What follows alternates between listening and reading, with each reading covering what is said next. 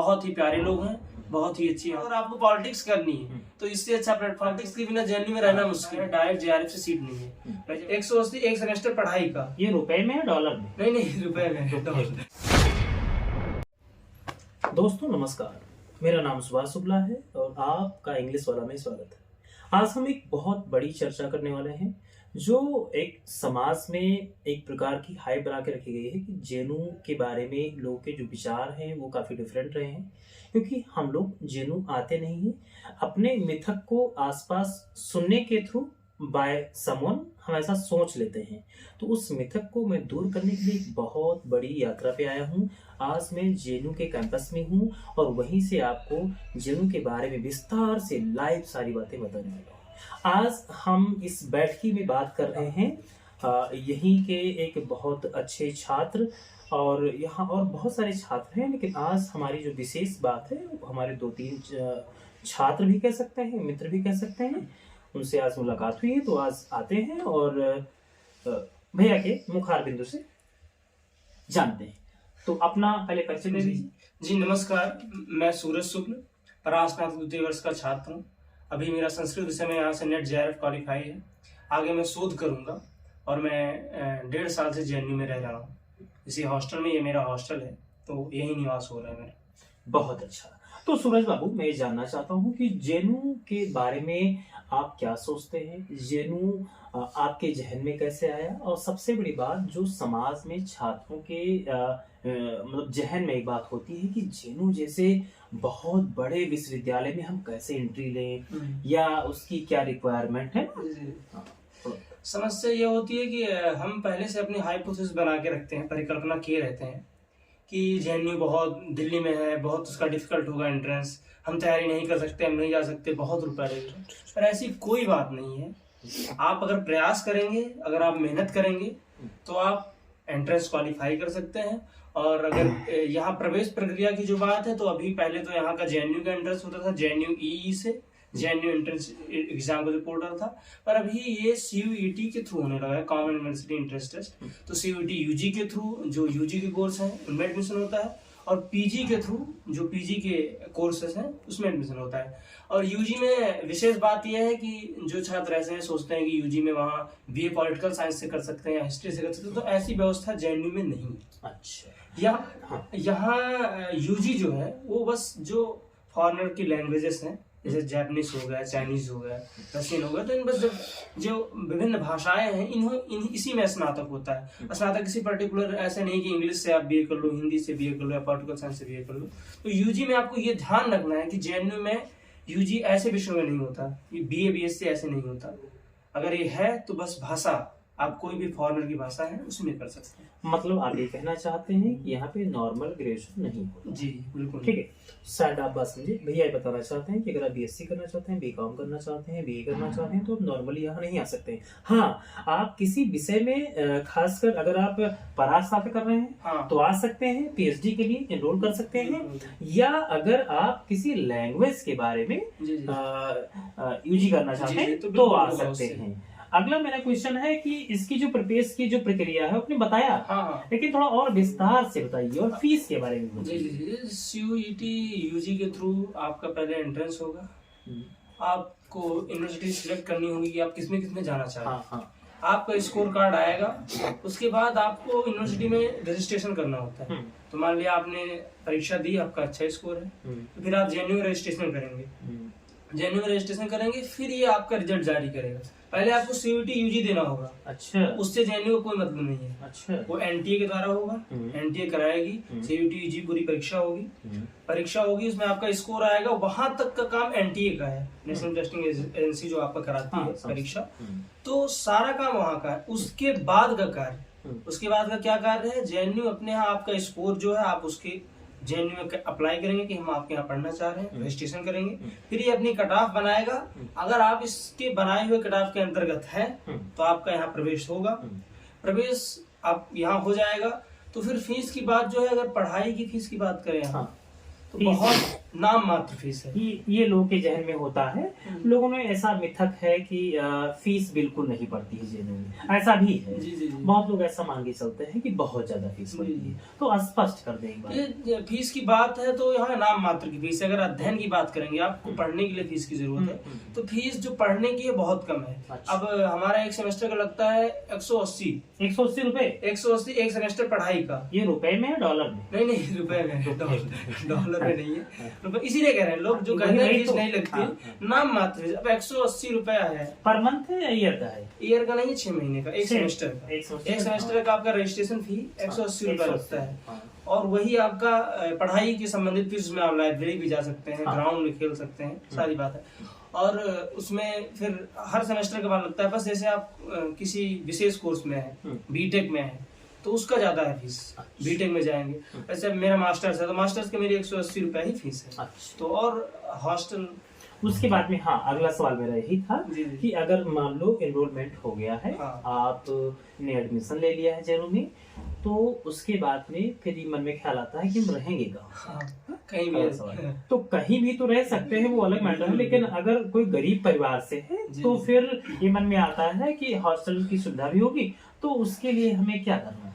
अब जैसे आवास की बात है, दिल्ली जैसे शहर में लोग सबसे ज्यादा इसी से डरते हैं कि भाई रहे कहाँ। क्योंकि हमारे जितने भी काम करने वाले लोग हैं, अब ज्यादा से ज्यादा पढ़ने वाले लोग छात्र यहीं रहते हैं, तो उसमें उनको बड़ी समस्या होती है इस बात की कैसे हम रहेंगे, क्या करेंगे। तो उसके लिए जेएनयू हॉस्टल प्रोवाइड कराता है, हॉस्टल की व्यवस्था है, हॉस्टल सभी को मिलता है। अच्छा, सबसे बड़ी बात है कि हॉस्टल प्रत्येक बच्चे को, ये एक अच्छी बात। हाँ, ये है कि टाइम लग सकता है, किसी को 6 महीने बाद मिले, किसी को 4 महीने, क्योंकि जो टॉप रैंक में होते हैं उन्हें पहले हॉस्टल मिलेगा, प्रेफरेंस होता है। आप किसी डोमिसाइल सब्जेक्ट क्षेत्र से हैं तो उसका 2-4 नंबर मिलता है। तो इन सब चीजों से जुड़ के आपको हॉस्टल पहले मिल जाएगा, किसी को लेट मिलेगा, और मिलेगा सबको।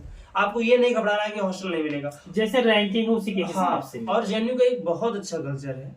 जिससे मैं आया था शुरू में यहाँ, तो मुझे 6 महीने हॉस्टल नहीं मिले थे। अच्छा। ऐसा नहीं था कि रैंक कम थी, पर हमने थोड़ी गलती की थी, ईडब्ल्यूएस से काउंसलिंग करानी थी। तो ईडब्ल्यूएस की सीटें 10% है, तो उसमें हॉस्टल बहुत लेट मिलता है। अगर जनरल से काउंसलिंग करा था तो एडमिशन जनरल से ही हुआ था, यूआर में हुआ था 7वीं रैंक पे, पर ये हुआ हमने काउंसलिंग ईडब्ल्यूएस में करा ली, तो उससे हॉस्टल थोड़ा लेट मिला। तो यहाँ का जो एक कल्चर है कि आपको कोई ना कोई सीनियर, कोई बड़े भाई साथ में रख लेंगे जब तक आपको हॉस्टल नहीं मिला। सारे बच्चे जिनका एडमिशन है, मैक्सिमम लोग हॉस्टल में ही रहते हैं। और एडजस्टमेंट की एक जो जेएनयू का कल्चर है, जो यहाँ के लोग हैं, अब भाई कहीं भी पढ़े लिखे जहाँ लोग रहते हैं वो इतना समझते हैं, एडजस्ट कर लेते हैं। तो इतनी समस्या ये मैं खुद को पढ़ा लिखा नहीं कह रहा हूँ, पर यहाँ जो मैंने परिवेश देखा लोगों का, कि हम लोग आए तो हमको रहने की व्यवस्था, 6 महीने किसी के हॉस्टल में रहना बहुत बड़ी बात होती है, किसी की प्राइवेसी होती है, किसी की पढ़ाई लिखाई, और उस चीज की चिंता ना करते हुए एक जेएनयू का ये जो कल्चर कह सकते हैं, एक तरीके से एक कल्चर है कि जो हमारे जूनियर्स आ रहे हैं उनके लिए हम तत्पर रहते हैं। सब अपने अपने सब्जेक्ट के जो सीनियर हैं उनके पास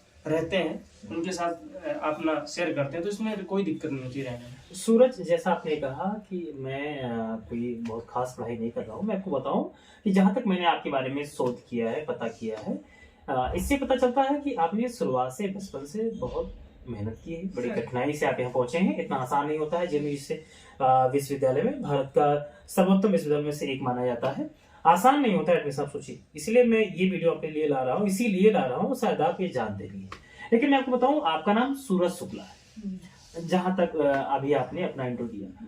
सूरज तिवारी आपको एक नाम शायद याद होगा, यहीं पर वो हॉस्टल में रहे और दिव्यांग थे, जो आप जानते हैं कि उन्होंने यहाँ पे यूपीएससी अभी जल्दी में हिंदी मीडियम से उन्होंने क्लियर किया।